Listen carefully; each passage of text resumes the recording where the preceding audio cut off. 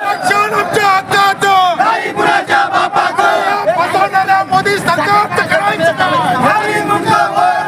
या फसवणाऱ्या मोदी सरकारचं करायचं काय या फसवणाऱ्या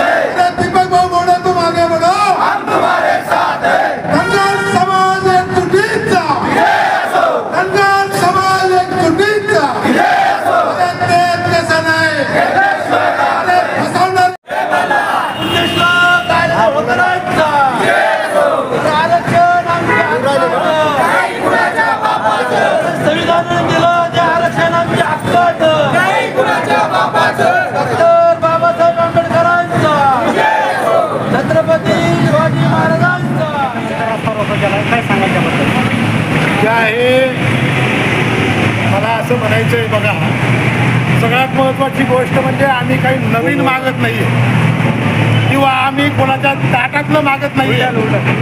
विश्वरत्न भारतरत्न परमपूज्य डॉक्टर बाबासाहेब आंबेडकरांनी घटनेमध्ये धनगर असं लिहून दिलेलं आहे.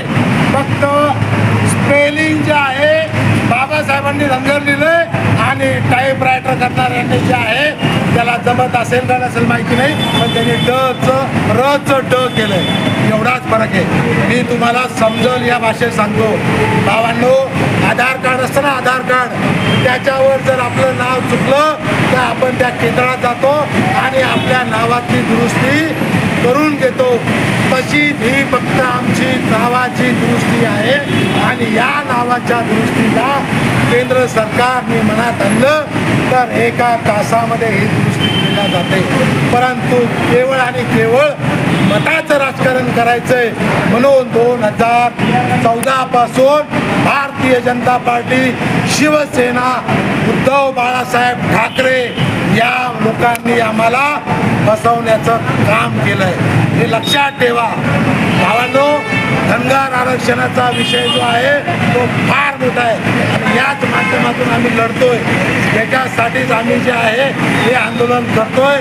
फक्त आणि फक्त भारतीय जनता पार्टी, नरेंद्र मोदी सरकार 370 कलम जर काश्मीरमध्ये हटवू शकतो तर र करणं हा काही फार मोठा विषय नाही आहे. हेच मला तुम्हाला या ठिकाणी सांगायचं आहे. आणि दुसरी गोष्ट अशी की आमच्या जर उपोषणकर्ता मनोज भाऊ बोराडे यांच्या केसाला जर धक्का लागला तर लक्षात ठेवा, आम्ही या महाराष्ट्रात नाही तर आम्ही दिल्लीचं सुद्धा तख्त उलटवून फेकू. एवढीच मी या ठिकाणी सरकारला नम्र विनंती करतो. हे आंदोलन तुम्ही गंभीरतेने घ्या आणि आमचा छोटासा प्रश्न हा लवकरात लवकर सोडवावा.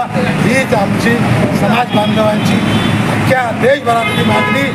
धन्यवाद. हे बघा, लक्षात ठेवा, आता आमचे समाजाचे मुख्य उपोषणकर्ते मनोज भाऊ बोराडे, दीपक भाऊ बोराडे यांच्या मार्गदर्शनाखाली हे जे आंदोलन सुरू आहे आणि हे आंदोलन दिवसांदिवस तसंच पुढे चालत राहील. ज्याच्या माध्यमातून आम्ही जे आहे पूर्ण महाराष्ट्रभरामध्ये त्यांचा जसा संदेश येईल तसं आम्ही रान पेटू आणि त्यांच्या नेतृत्वाखाली आम्ही हा निर्णय आंदोलन करतो. माझं नाव, मी पुण्यश्लोक सेनेचा संस्थापक अध्यक्ष अंकुशराव गटकाळ, छत्रपती संभाजीनगर.